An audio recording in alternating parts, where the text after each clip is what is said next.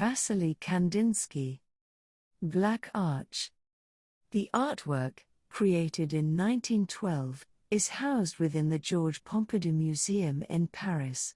In Black Arch, Kandinsky explores the interplay of form and color, creating a visually striking composition that captures the viewer's attention.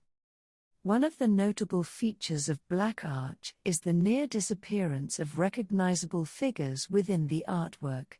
The exception to this is the outline of a knight wielding a sword, depicted prominently through a bold black line at the center of the image.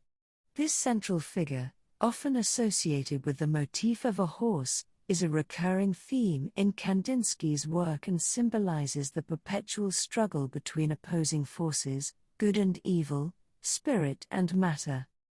Within this painting, the rider and the black arch serve as pivotal elements connecting the dominant three color volumes, shaping the composition. These volumes create a sense of balance and unity, despite the dynamic and abstract nature of the painting. Examining the lower right corner of the painting, a vibrant red surface energetically converges toward the center, creating a sense of movement and intensity.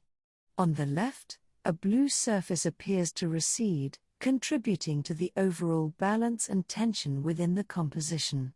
Kandinsky skillfully employs the interplay between cold and warm hues, as well as bright and dark shades, to evoke a palpable sense of contrast and dynamism. The central focus of the artwork is the prominent black arch.